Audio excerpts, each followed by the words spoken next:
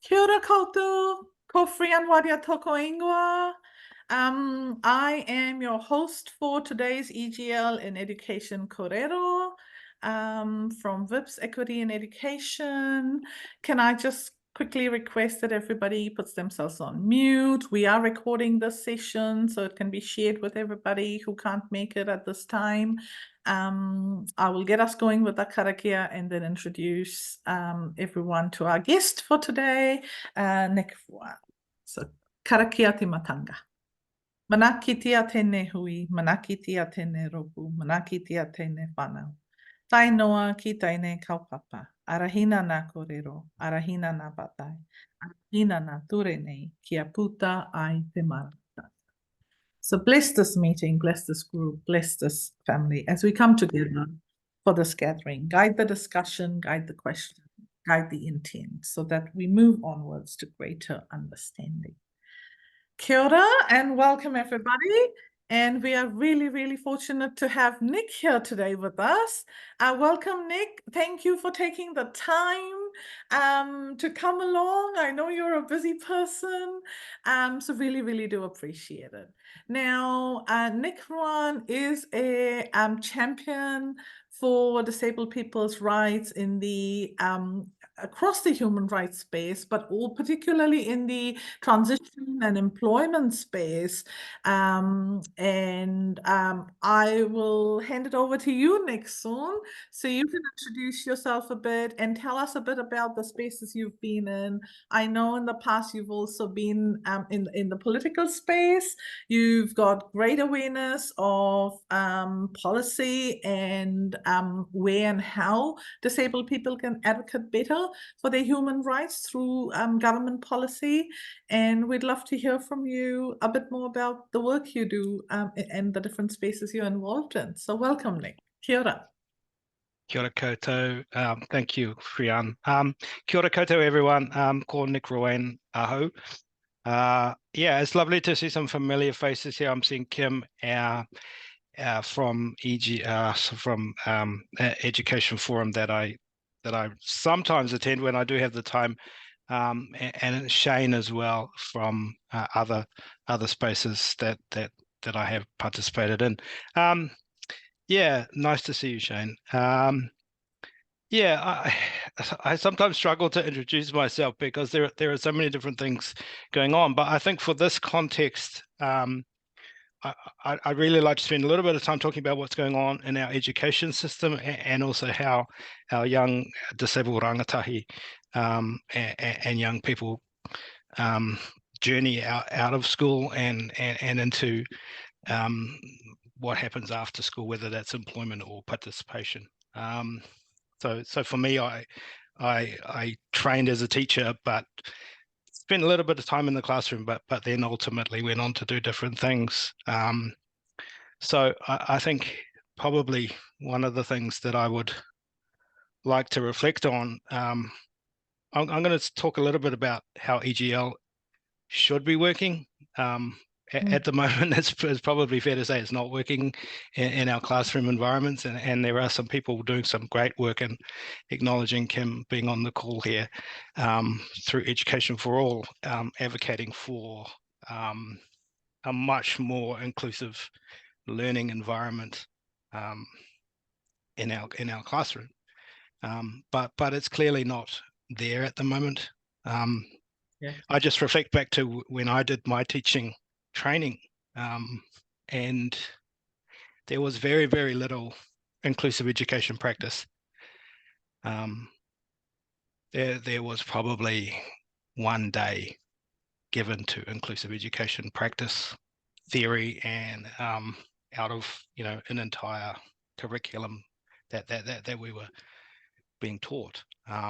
So I think if we sort of contextualize that and think about it, our teachers are not being well set up to ultimately serve the young people in the classroom. So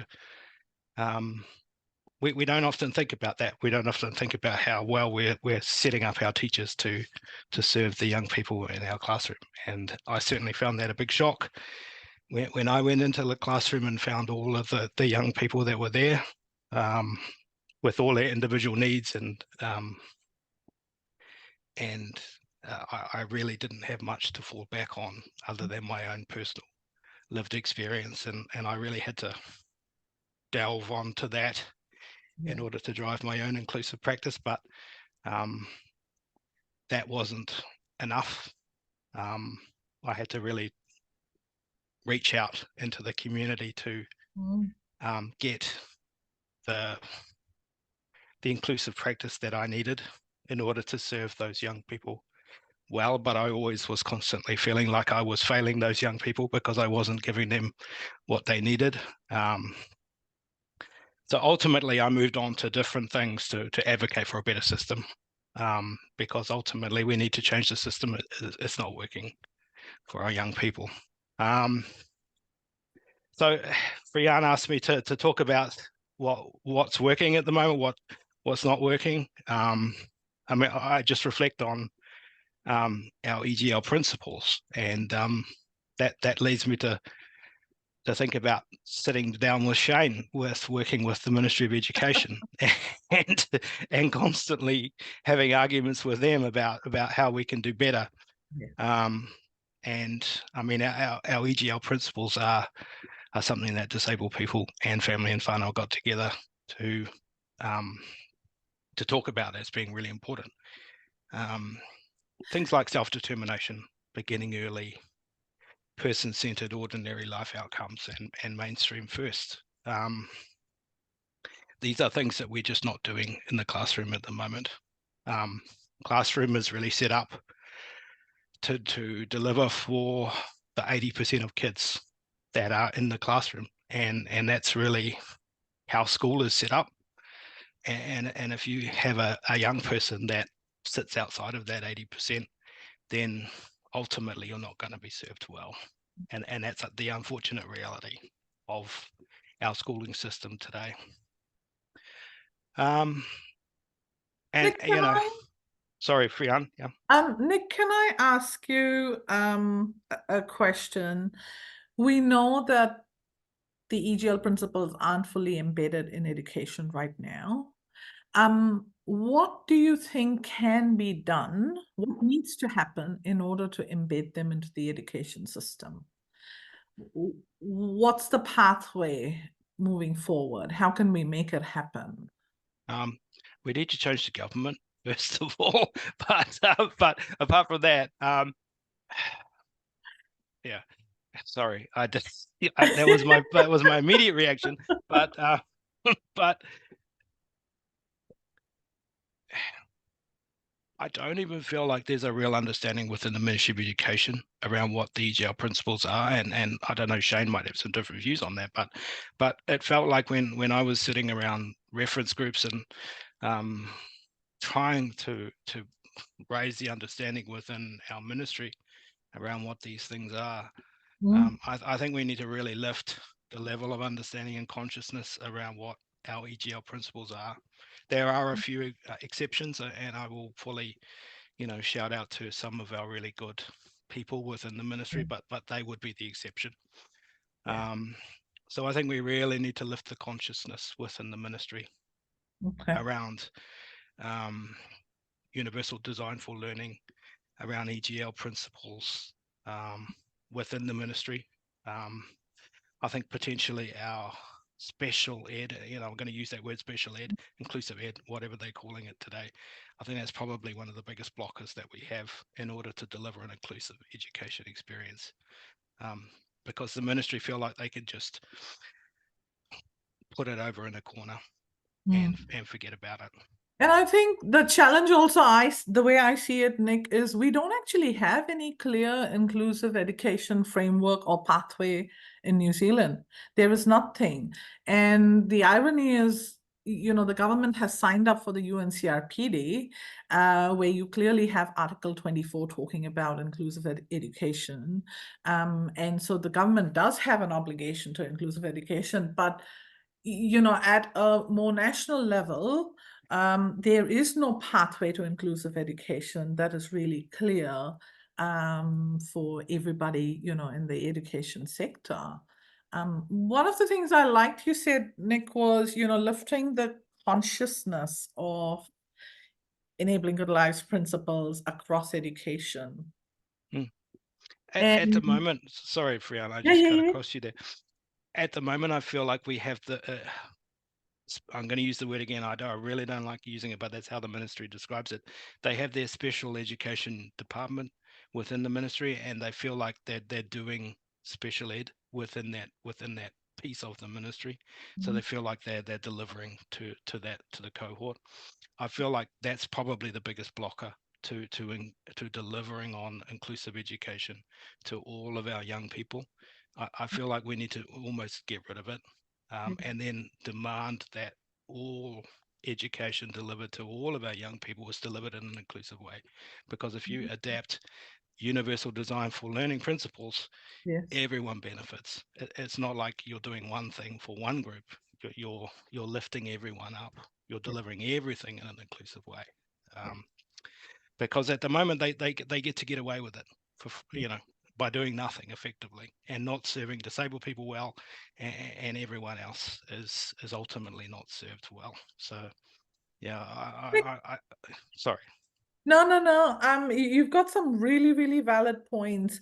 I think that balance between the level of universal design for inclusive education and the specialist education that, is needed, as in, the targeted one-on-one that is needed, that balance is just not there right now.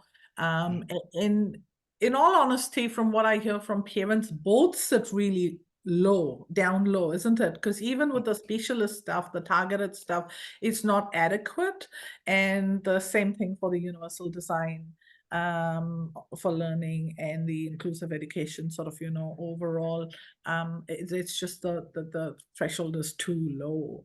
Can I ask you, Nick, in terms of the value of EGL when our kids are actually transitioning out of schooling and education, yeah. where and how can that be strengthened? Because we know one thing, we do need EGL across the education. So EC, across schools, tertiary, we definitely do need it.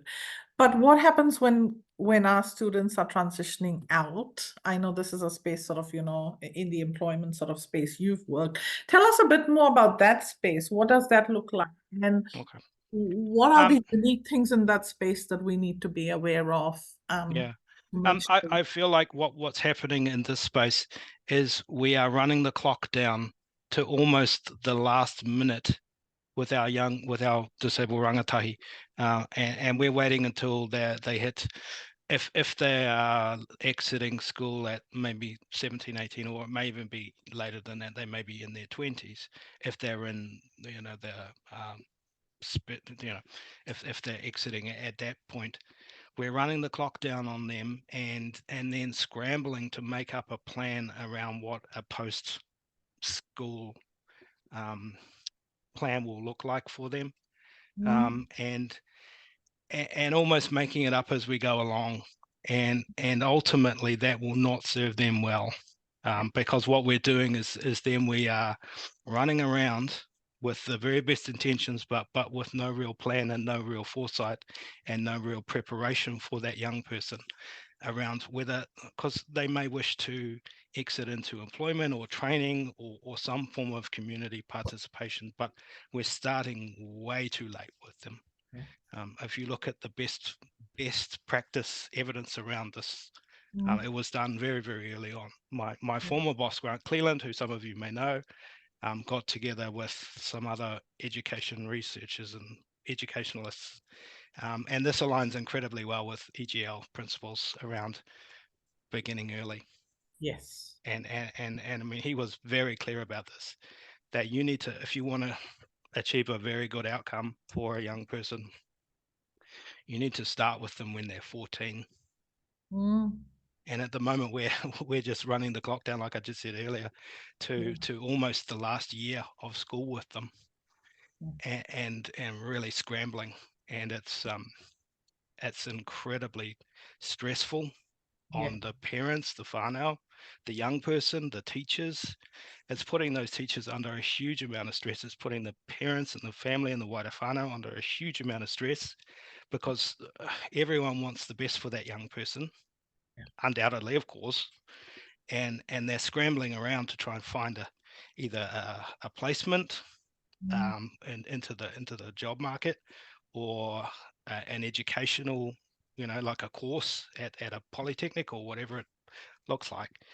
And it's just unnecessarily stressful for everyone, when what we should be doing is starting much earlier, like almost the day they start school, really, and look and sitting down with that young person and saying, hey, what do you want to do? What is your plan? What is your goals? And putting that young person in charge, along with the family, around that life plan, and really guiding that plan all the way through school, so that all of the subjects they're taking align with that plan, and ticking them off all the way through, so that it's not a scramble at the end. Because at the moment, that's what it is. It's a scramble, and it's no wonder that it's fallen apart, and we've got people freaking out and having all sorts of bad outcomes. Yes.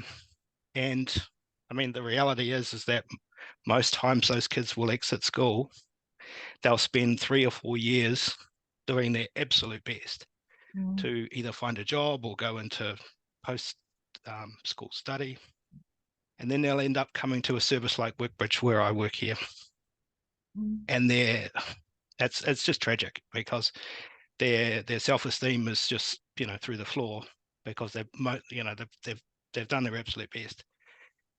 And yeah, it's very, very hard to work with a person in those circumstances.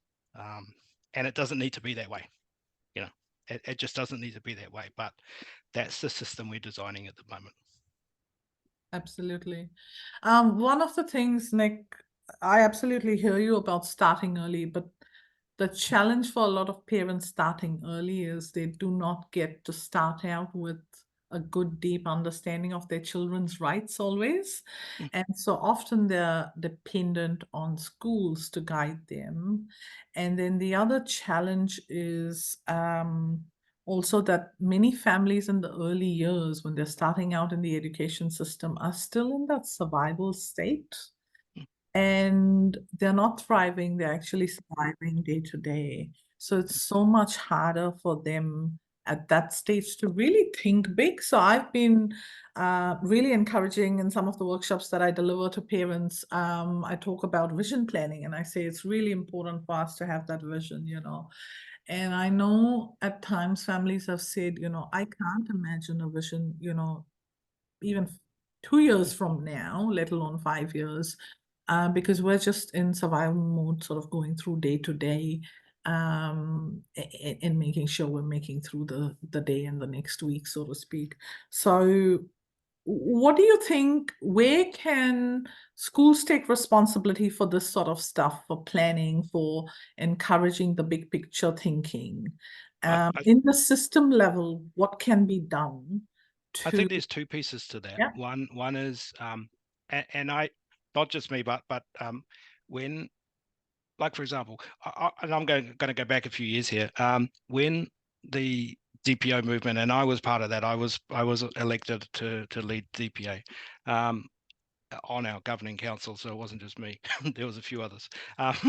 But one of the big things that we were really quite keen on was bringing the convention, as in the UN convention, down to street level, down to the point where every disabled person, family, and whānau member understood the rights that everyone had. And I think that's probably been one of the things that I personally feel that we haven't done. And it's probably a piece of work that needs to be done, so that everyone understands that you have rights, and the state has obligations to uphold those rights. So I feel like that's a major piece of work that needs to be done. On the support question around the schools, I had a very interesting interaction with school counsellors, yeah, and it was fascinating to hear from them that they felt really under supported to Yeah. deal with the disabled rangatahi that they were interacting with. So I Mhm. feel like there is a piece Yeah. of work Yeah. there to better support the school counselling Yeah. workforce, Yeah. um, because there's not enough of them. Yeah. They're just completely, there's just straight out not enough of them. But two, so we need to get more of our counsellors in our schools at Yeah. the primary level, but definitely at the secondary level. And two, they need to be much better educated in how to work with their disabled rangatahi at school, and also the wider community of families and whānau, and how to support their aspirations, Yes. and how to support them to exercise their rights within the school, but also in the wider community, Yeah. because families should not have to be in school upholding their rights and also accessing services and doing all the things that families do. You shouldn't have to do it by yourself, because I mean, I know, because my family, my mum has gone through this, almost from the point where I had my injury accident, which was at 3 years old. So I mean, I'm 50 now, so so my family, my mum has gone through this, Mm. almost from that point on. So this is a familiar story to me. So we shouldn't have to make another generation go through the things that my generation, the generation after so Yeah. we need to have better support systems around our families, our young people, to ensure that it's not repeating itself again. One of the areas I feel that is really underutilized in terms of improving understanding about disabled children's rights to education and in human rights for disabled people is the curriculum area. I remember when the history's curriculum was being refreshed, I was so excited because I thought, yes, now we're going to have the Mm. disability history sort of coming through, and we'll have the understanding of rights and all of that embedded in it. It hasn't really happened, and I don't understand why it won't happen, why it's not sort of prioritized, Nick, because it is so important for us to understand, um, you know, the importance of our children's rights and disability. It affects everybody. It's not just our children who sort of are born with a disability. Often people acquire disability at a later stage, right? And so it's so important, and I just can't fathom why curriculum is not used to strengthen understanding of rights in the education space, because it would make a huge shift. And also the education for teachers, initial teacher education. I just don't think there's enough understanding about our children's rights in that space either. And then how does it translate, like you say, at the street level, in the classroom level? What does that look like? Um, I couldn't agree with you more, Frian. I feel like we have a window of opportunity coming up with the release of the Royal Commission report into abuse and care in state institutions. yeah, I feel like that is a window that we should push incredibly hard, yeah, as part of the the plus the add-ons that happen as a result of that groundbreaking piece of work. I feel like this whole country is going to be rocked to its core when the recommendations are delivered. And I just read this morning that the report will be delivered to the Governor General in June. So we can expect that report to be released at some point after that. But I feel like a major piece of that work will be to implement, well, obviously to implement the recommendations, but education around our history as disabled people, family, whānau. And a major piece of that is to ensure that our children understand the history of our community, and where we have come from.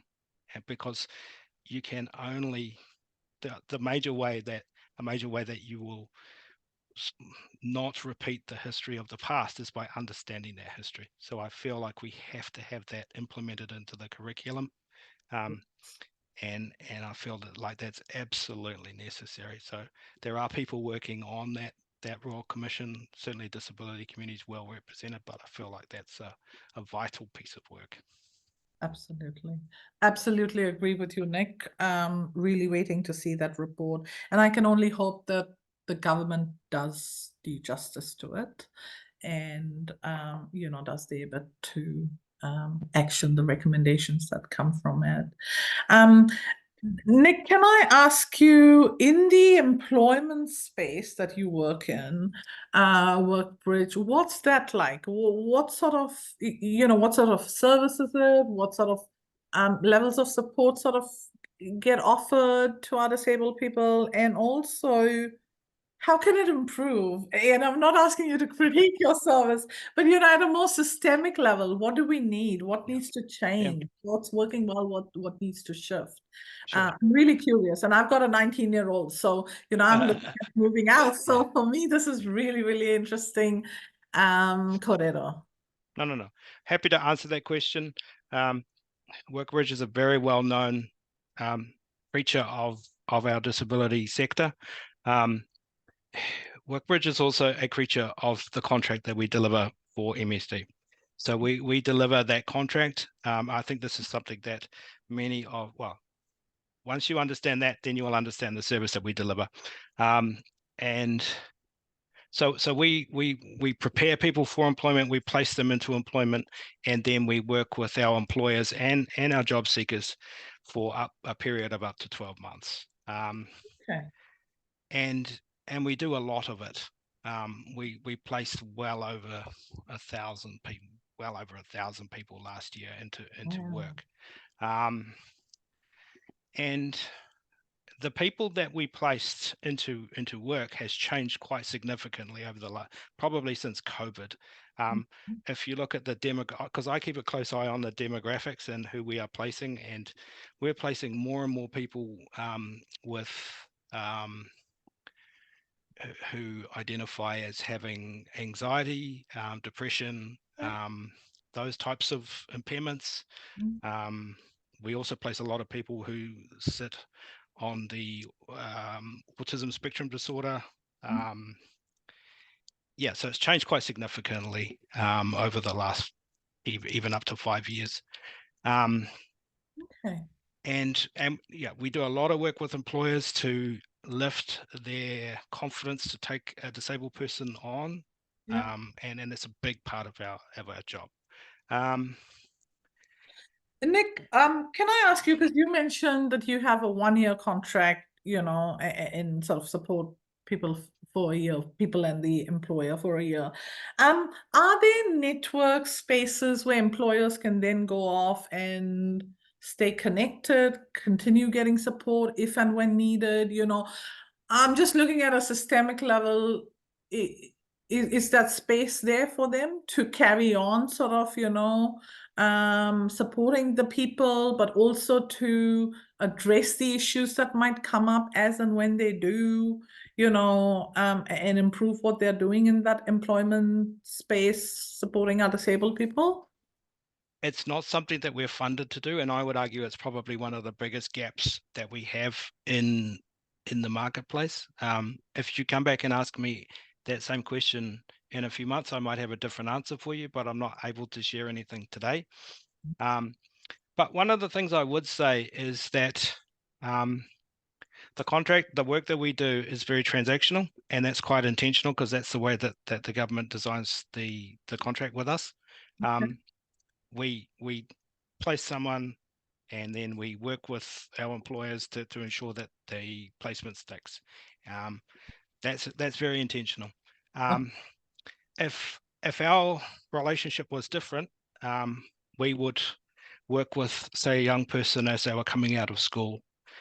We might place them into an internship, maybe for 6 months. Then we would work with them again to place them into full-time employment.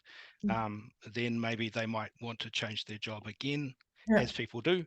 Then they would come back and have a conversation with us about what their career aspiration was. Then we would place them into a different role. It would be a much more long-term relationship where we could build a career aspiration or a career plan. Yeah. But at the moment, we're just structurally unable to do that. So given that is not happening, because right now I am aware, students don't get a choice in terms of trying out, different spaces, different services where they might wish to even just go and see what is it like to work in a space, or what is it like to be part of this, organization, or this type of role. How and where can we make that happen, Nick, for our kids? Because schools don't seem to really make it happen. I know they have some bits of funding. I think it's called staff funding and gateway funding or things like that, where they do sort of offer opportunities. But I know from conversations I've had with college, they talk about, oh yeah, the child has to be capable of this and capable of that. And I'm thinking, if the child was capable, I wouldn't need the service. Yeah. What The support from you? the thing So that I can point you in the direction of is something called the Employment Service in Schools.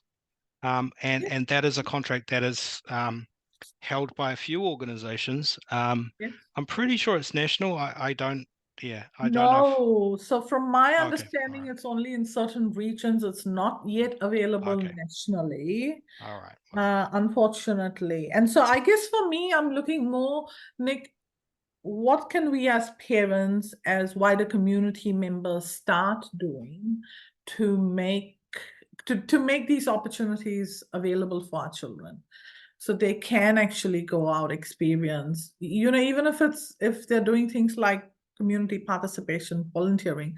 How can we encourage other employers, other organizations to really start becoming inclusive, welcoming towards our disabled children? What is it that we can do in this space?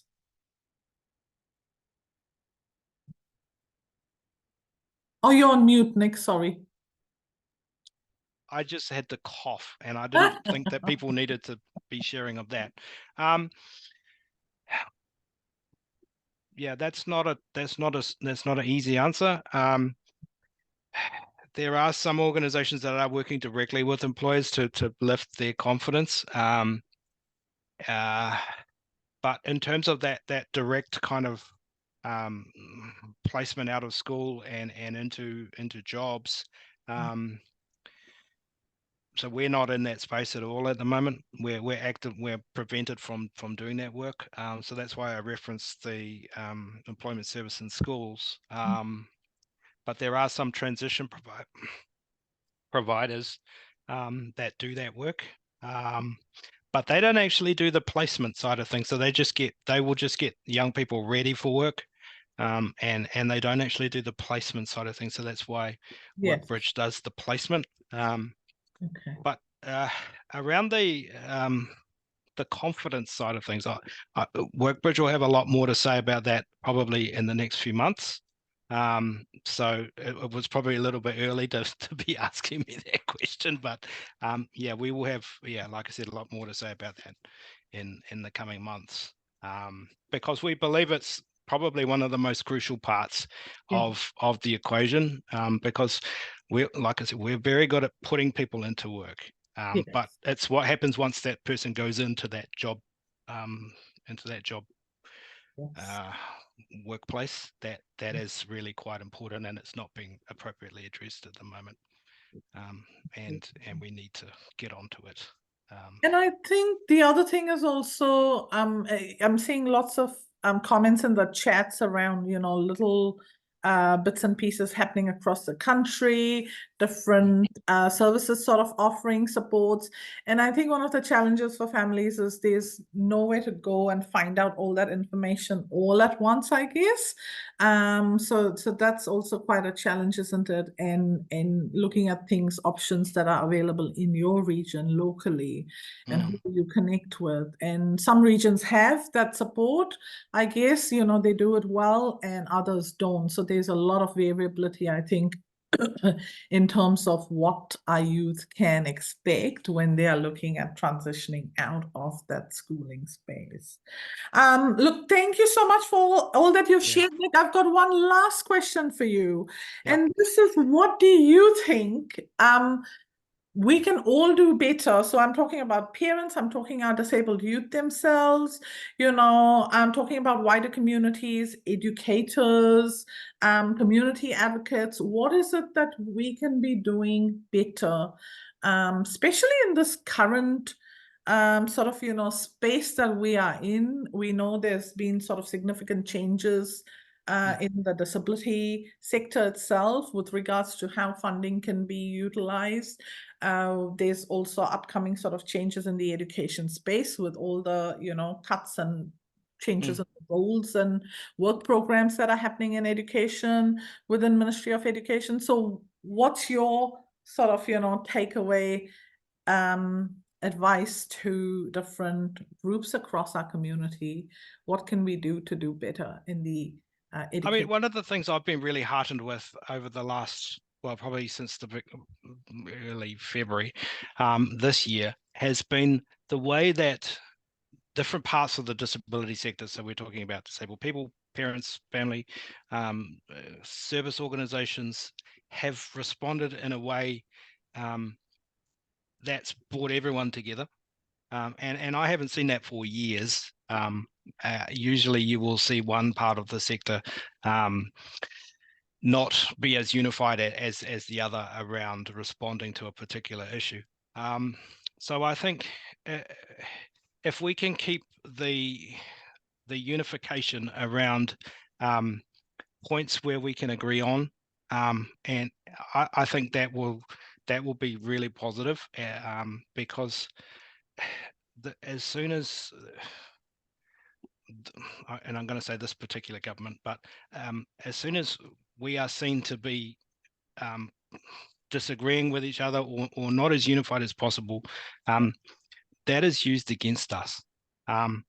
And certainly from a political perspective, when governments see sectors squabbling internally, it really opens the door for downgrading those sectors in terms of importance.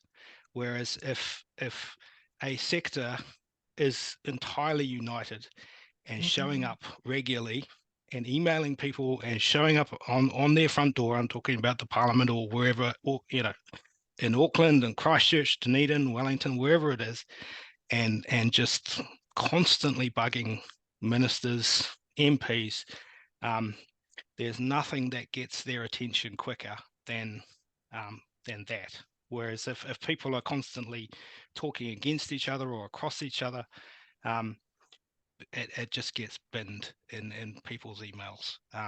So I think that for me has been probably, and I've been in this game for 20 years, constantly advocating for change, and for me that's been probably the biggest positive to come out of the last few months.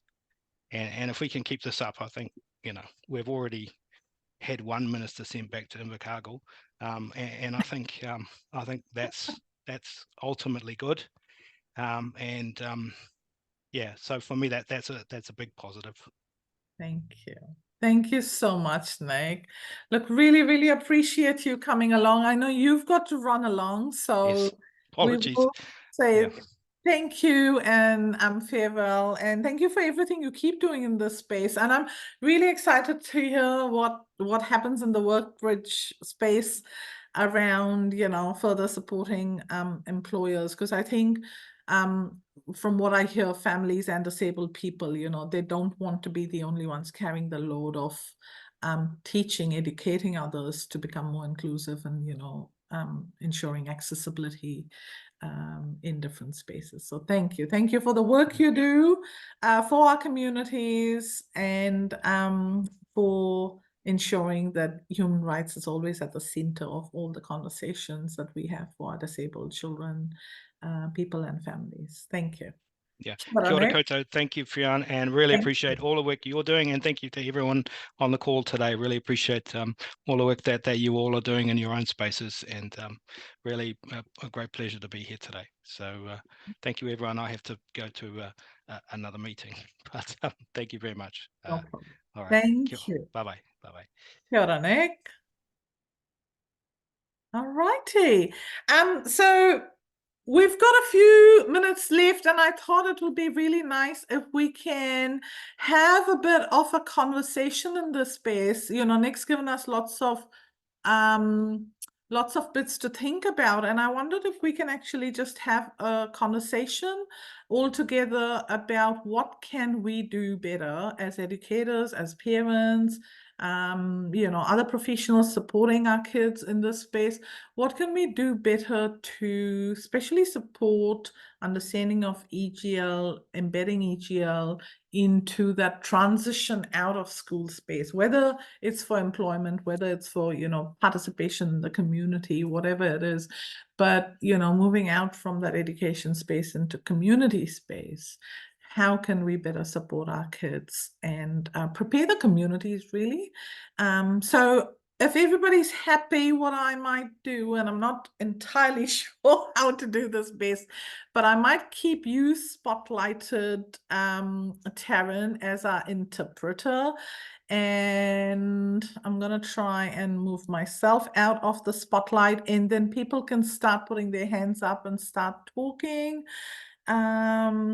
Laura, you've made a comment. Fionn, could we have the recording of the previous meeting, please? Yes, absolutely. So the recordings, just to let you know, all the recordings of our EGL and Education Korero are put up on the VIPS, Equity in Education info page. That's the Facebook page where we put the links to all the Korero. And when I send out the link for the next calendar invite for the next Korero, I will also send a link to the previous recording. And Laura, if you can't find it, just email me, and then I will try and, oh, you can't access Facebook at work. Okay. I will try. If can you email, just put your email in the chat, Laura, and I will make sure I email that out to you. Okay, so if people are happy to just turn their videos on, that'll be fabulous. And then I'll get myself off the spotlight. Sorry, remove spotlight. Here we go. All right, any comments? Anybody wants to jump in? Please put your hand up.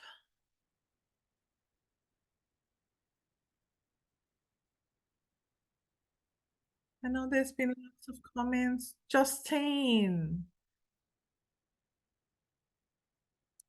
Go ahead, Justine. Hold on, just trying to set it up so you can see me on the right camera. Perfect. Can you hear me okay? And I'm not sure if you can see me. Anyway, Yes, so I was just thinking it would be wonderful to see the whole EGL in action in our area. But I think key for it to be effective and successful is for it to start right from the beginning.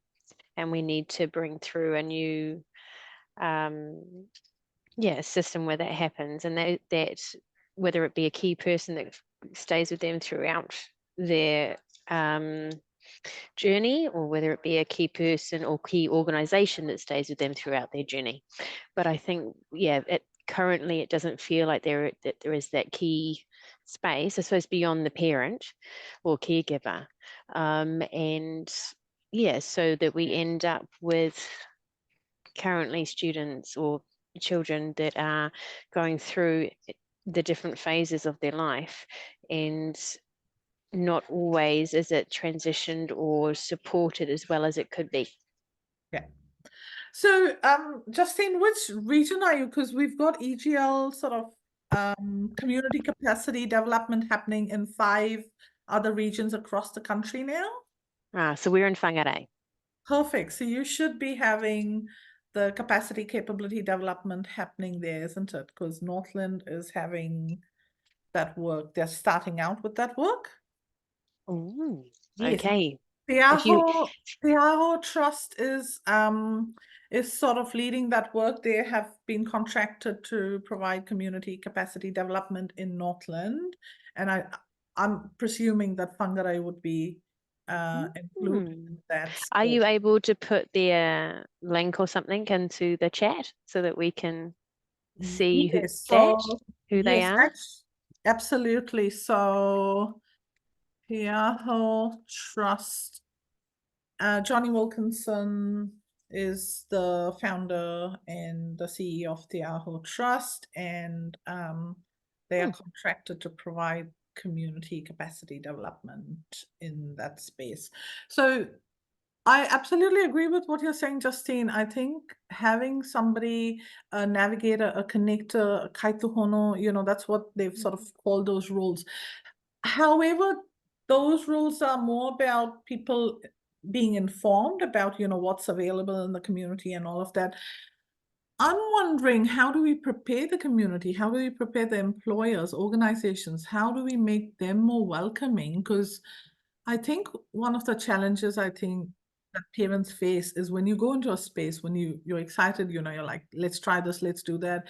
And then you get turned down, or you get told like all these reasons why your child cannot possibly even try out something. It is so disheartening. And what do we do about that? That's where I'm wondering, how do we start making sure that the spaces in community, employers in community are more welcoming? What can we do to make that happen?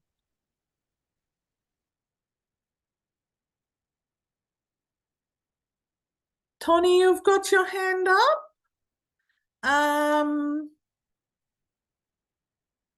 Go ahead. Yes, hello.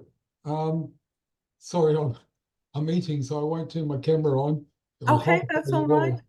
But I myself, I'm a disabled person, and I struggled with that for a very long time in my early years. And it wasn't until I did voluntary work with an organisation, a community organisation set up to assist people with impairment around information. And they basically took me under their wing as I found the courage to turn up each day. They gave me space to slowly grow and encouraged over time me to have a voice and to share myself with those that came through the door. And I don't understand why more of the support organisations don't do more of that, which would then model that kind of behaviour and opportunity to other groups within the communities, to eventual employers that stumble in through the door and see people with impairment working alongside non-impaired people, but within the same industry, if you understand. Yes. And it's from there, surely, almost sheltered in some way without being closeted, you could slowly introduce people to the real world of work. Yeah. But the risk you run is that once someone commits to work, they've really got to be committing for the rest of their working life, if you know what I mean, to really get the full value out of it. And it's only because I've been doing it now for 35 years that I truly see and hearing with these groups just how lucky I was to stumble in on an understanding group that decided that they were going to model what it is they were doing in the community within their own house. Yeah. And I really think that that's an opportunity that's not been taken up enough within the country. Thank you. Thank you, Tony. Thank you so much for sharing that. That actually sort of, makes me wonder how and where can we showcase these organizations that are doing it really well?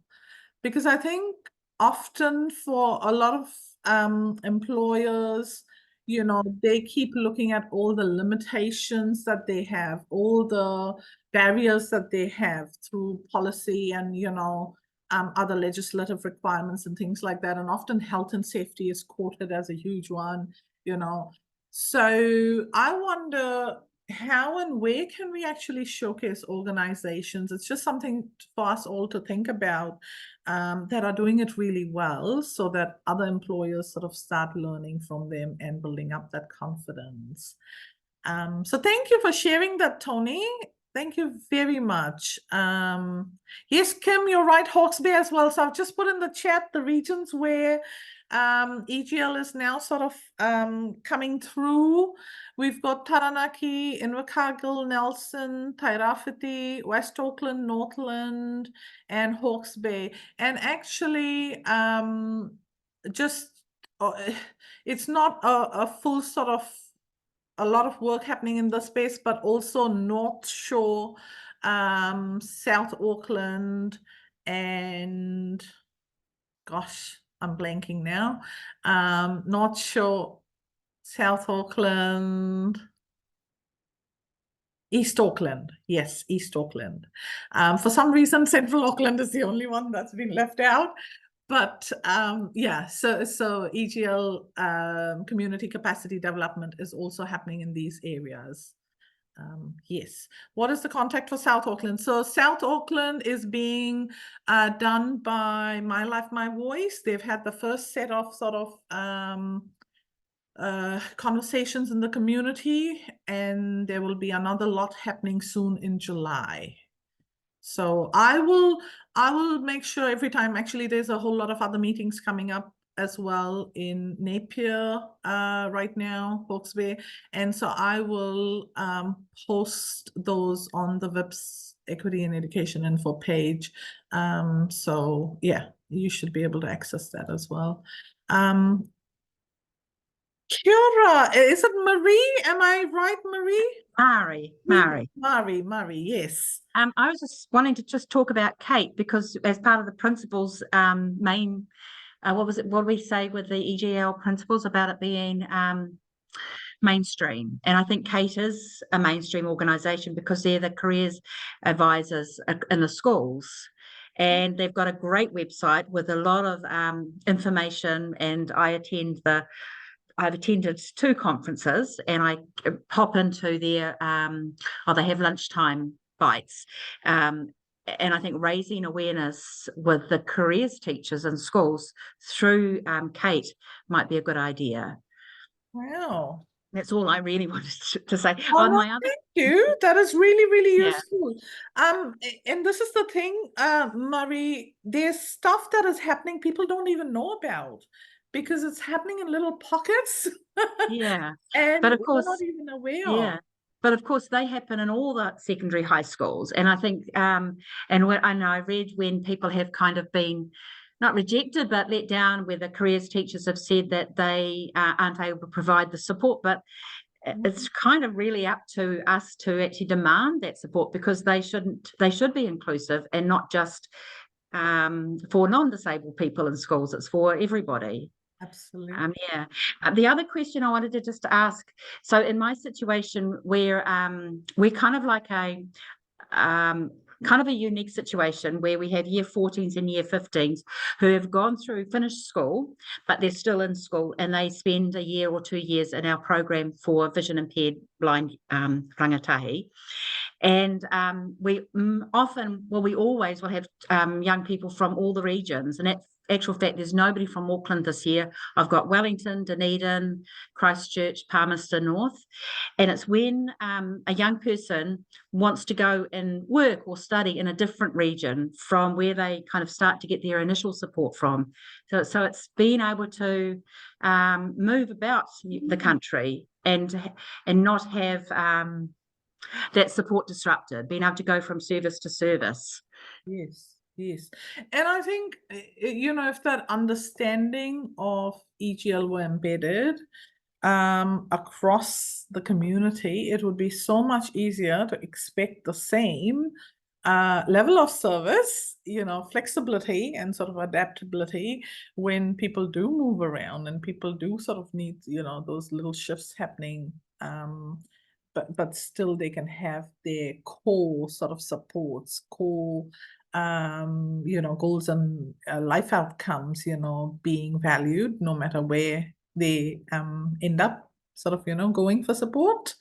So that's really, really, really important. Often the choices around university study, because every young person, they kind of explore whether they're going to go to Dunedin or Victoria or Auckland or somewhere else, and I think that those choices are kind of limited, and so that's just part of the stuff thinking about, and how we able to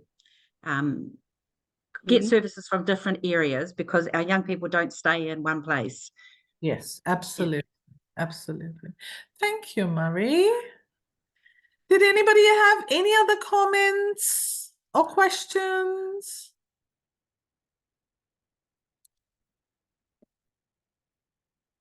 Just trying to view up top. All righty. Okay, so just as a FYI, for people who are interested in understanding where, sorry, I'm gonna quickly just spotlight so you actually get to see me. Right. So for people who are looking for where the different community capacity development contracts are being sort of, rolled out and who is doing them. My Life, My Voice is one of them, and they are providing the support in a few spaces. One is Tairāwhiti in Macargill, and then also in South Auckland, North Auckland, and East Auckland. We've got the Aho Trust supporting Northland. We've got Taranaki EGL supporting the Taranaki region. We have got SAM supporting West Auckland and Hawke's Bay, Napier. And then we've got People First supporting across the country. They're supporting particularly the understanding of EGL for intellectually disabled people. And they're also supporting the other organizations to make sure that they are catering well to intellectually disabled people across the regions that they are supporting. I think I've covered all of them. Yes, I have. So yes, so just check out their websites, their Facebook pages, because they will have a whole lot of hui happening across the country. And the purpose of these hui is, one, to deepen the understanding of EGL across the communities. And it is for everybody, the disabled people, the families, and the service providers.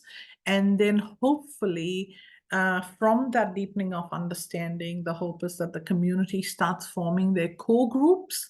So family core groups, disabled people's core group, perhaps a tangata whenua core group, and also service provider core groups. So that's the hope, that the community starts developing in those spaces. And then eventually, once that is done, then there should be the creation of regional leadership groups to get the EGL approach going in the region. All right, so I will close us for today with a karakia. Thank you so much for coming along. Really appreciate the rich conversation, and also all the additional information that everybody has shared. So really, really do appreciate it. I will try to collate all the different links and information that's been put in the chat, and hopefully share it alongside the recording on our Facebook page. So thank you everybody for coming along. Kia ora, and the karakia whakamutunga for today. Kia whakairia te tapu, kia watia ai te ara, kia turuki whakataha ai, kia turuki whakataha ai. Haumi e, hui e, taiki e. Kia ora, enjoy the rest of your day. Thank you.